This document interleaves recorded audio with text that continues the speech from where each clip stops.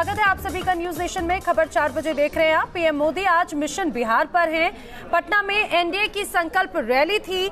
लोकसभा चुनाव की तारीखों के ऐलान से पहले पटना की रैली से पीएम ने विपक्ष पर जोरदार हमला बोला है। एयर स्ट्राइक के मसले पर विपक्ष को घेरते हुए पीएम ने कहा कि कुछ लोग सेना के पराक्रम का सबूत मांग रहे हैं। पीएम ने कहा कि ये नया भारत है और नया भारत चुन चुन कर हिसाब करता है। जब हमारे देश की सक्षम सेना आतंक के ठिकानों पर प्रहार करने में लगी है, ऐसे समय में देश के भीतर ही कुछ लोग क्या क्या कर रहे हैं। देश की आवाज को, हमारी सेना के हौसलों को बुलंद करने के बजाय वो ऐसी बातें कर रहे हैं जिससे दुश्मनों के चेहरे खिल रहे हैं।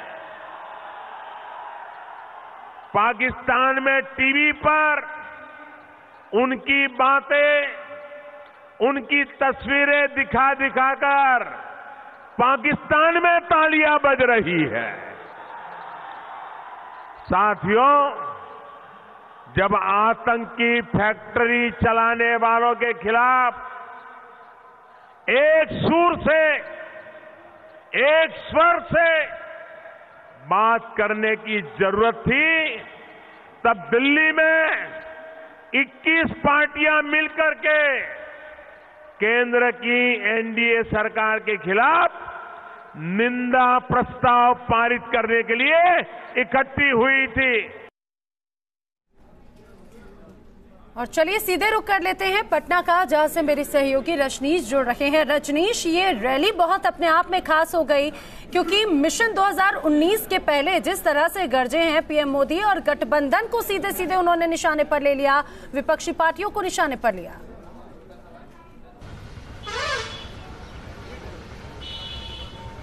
बिल्कुल, देखिए इस रैली ने एक साथ कई संदेश दिए। इस मंच का भरपूर इस्तेमाल प्रधानमंत्री ने किया अपने सहयोगियों को भी ये समझाने के लिए कि आने वाले चुनाव में मुद्दा क्या होगा और अपने विरोधियों को ये बताने के लिए कि अगर सेना के विषय में, राष्ट्र के विषय में अगर कोई किसी तरीके का विरोधात्मक टिप्पणी करता है तो आने वाले वक्त में उन्हें खामियाजा भुगतना पड़ेगा। उन्होंने सीधे सीधे कहा कि सेना के पराक्रम पर सवाल नहीं उठाया जाना चाहिए। योजनाओं की अपनी बात होती रही, देश में जो माहौल है उसकी अपनी बात रही, लेकिन प्रधानमंत्री ने बार बार उन बातों का जिक्र किया जिसके साथ आज देश के तमाम लोगों की भावनाएं जुड़ी हैं और वो है सेना के साथ। उन्होंने बार बार कहा कि देखिए, आप हिसाब हमसे मत मांगिए। आज जो काम ये सरकार कर रही है पिछले 50 साल में किन्हीं ने नहीं किया।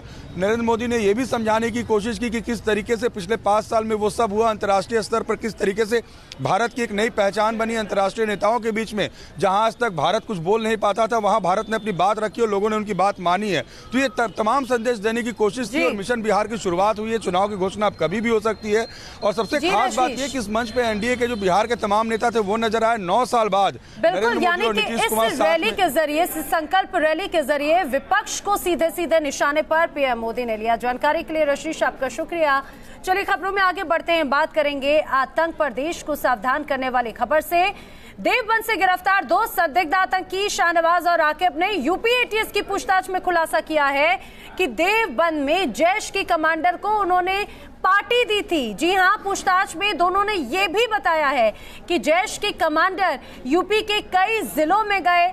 यही नहीं है, शाहनवाज और आकिब ने तो दिल्ली में रैकी तक की थी। तकरीबन 1 महीने का वक्त उन्होंने दिल्ली में गुजारा था। यहां पर अलग अलग जगहों पर उन्होंने रैकी की थी। यानी कि ये समझा जाए कि किसी बड़ी साजिश के अंजाम में थे ये दोनों। तो गिरफ्तारी से पहले आतंकियों ने पार्टी भी की। एरिया कमांडर को उन्होंने कमरे में पार्टी दी थी। गिरफ्तारी जिस तरह से हुई है उसके बाद में एक के बाद एक अलग अलग खुलासे सामने आ रहे हैं और वो खुलासे चौंकाने वाले भी हैं। जिस तरह से अब जो जानकारी मिल रही है, आतंकियों ने अपने कमरे में एरिया कमांडर को पार्टी तो दी, कई अलग अलग जगहों पर यूपी के ये आतंकी रहे, दिल्ली में भी रैकी की गई। एयर स्ट्राइक के बाद भी पाकिस्तान सुधरा नहीं है। आतंक को पाकिस्तान का खुला समर्थन जारी है।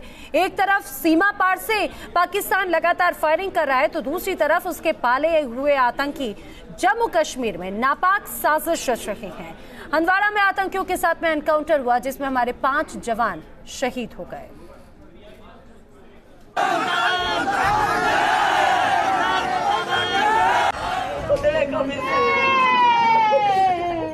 जम्मू कश्मीर के हंदवाड़ा में आतंकियों से लोहा लेते हुए सीआरपीएफ के 3 और जम्मू कश्मीर पुलिस के 2 जवान शहीद हो गए। देश के लिए कुर्बानी देने वालों में गाजियाबाद के विनोद कुमार भी थे। सीआरपीएफ की 92वीं बटालियन में तैनात शहीद विनोद कुमार 8 फरवरी को ही ड्यूटी से घर लौटे थे। शहीद विनोद की पत्नी पर दुखों का पहाड़ टूट पड़ा है।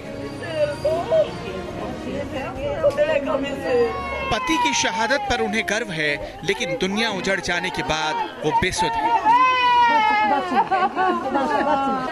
शहीद विनोद के मासूम बेटे के मन में एक ही सवाल है कि उसके पापा ने किसका क्या बिगाड़ा था। मां का रो रो कर बुरा हाल है। हंदवाड़ा एनकाउंटर में शहीद हुए बेगूसराय के शहीद पिंटू सिंह को भी आज अंतिम विदाई दी गई। पूरा शहर इस वीर को अंतिम सलामी देने के लिए उमड़ पड़ा। करीब 60 घंटे तक चले इस एनकाउंटर में कल 4 जवान शहीद हुए थे, जबकि एक घायल जवान आज शहीद हुए। देश इस शहादत को याद रखेगा। वीर बेटों के सर्वोच्च बलिदान पर सबको नाज है, लेकिन हर भारतीय के मन में गुस्सा है। आखिर कब तक सरहद पर यूं हमारे जवान शहीद होते रहेंगे? पटना से रजनीश सिन्हा, गाजियाबाद से मानशु शर्मा के साथ इद्रीश लोन, श्रीनगर, न्यूज नेशन। और इद्रीस का रुख कर लेते हैं हमारे सहयोगी श्रीनगर से हमारे साथ में। इद्रीस, सभी के मन में सवाल यही है कि आखिर कब तक इस तरह से यूं शहादतें होती रहेंगी और आखिर कब बाज आएगा पाकिस्तान, क्योंकि लगातार वो शह देता है आतंक को, आतंकवाद को, और वो तस्वीरें भी हम सभी के सामने है। एनकाउंटर पूरी तरह से खत्म हो चुका है, 2 आतंकियों को भी मार गिराया गया है, और क्या कुछ अपडेट? जी बिल्कुल नैना, दोनों तरफ से फायरिंग जो है वो खत्म हो गई है। सर्च ऑपरेशन रुक गया है। 2 मिलिटेंट बॉडीज जो हैं वो रिकवर कर ली गई है। हालांकि सिक्योरिटी फोर्सेस को बहुत बड़ा नुकसान इसमें उठाना पड़ा। पिछले 60 घंटों से लगातार ये इनकाउंटर जारी था और 5 सिक्योरिटी एहलकार इसमें शहीद हो गए, वहीं 8 जख्मी हुए। और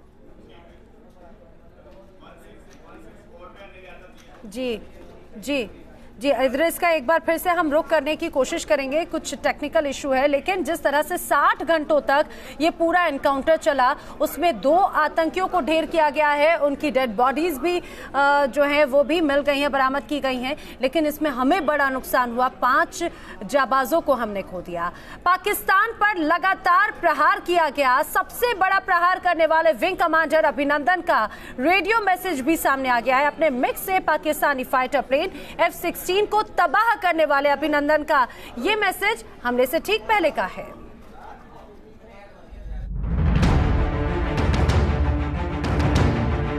पाक के पाप को बेपर्दा करने वाला मैसेज।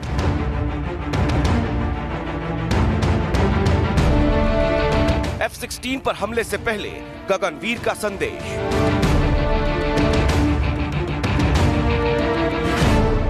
देश को गर्व से भर देने वाला संदेश। 27 फरवरी को जम्मू कश्मीर के आसमान में भारतीय वायुसेना ने महज 90 सेकंड में पाकिस्तान को पस्त कर दिया था। विंग कमांडर अभिनंदन ने 90 सेकंड में पाकिस्तान के नापाक मंसूबे को तबाह कर दिया था। अभिनंदन ने भारत की सीमा में दाखिल हुए पाकिस्तान के F-16 को निशाना बनाया था। F-16 पर हमले से चंद सेकंड पहले विंग कमांडर अभिनंदन ने एयरफोर्स कमांड को रेडियो मैसेज भेजा था। एयरफोर्स को भेजे रेडियो मैसेज में अभिनंदन ने कहा कि मैंने पाकिस्तान के F-16 को निशाने पर ले लिया है। मिसाइल R-73 टारगेट पर हमले के लिए तैयार है। इस मैसेज के साथ ही विंग कमांडर अभिनंदन ने मिग पर लगे मिसाइल R-73 को दागा था। हालांकि इसके बाद अभिनंदन का प्लेन भी पाक फाइटर प्लेन के निशाने पर आ गया और पीओके में क्रैश हुआ। भारत से डरकर पाकिस्तान ने 1 मार्च को देश के वीर बेटे को वापस सौंपा। अभिनंदन का ये रेडियो मैसेज पाकिस्तान की नापाक साजिश के खिलाफ एक बड़ा सबूत तो है ही, साथ ही आसमान में भारत के शौर्य और वीरता की भी कहानी कहता है। Madhurendra Kumar, news nation. और यहाँ पर रुक रहे हैं कुछ ही पलों के लिए, जल्द हाजिर होंगे। आप बने रहिए न्यूज नेशन के साथ।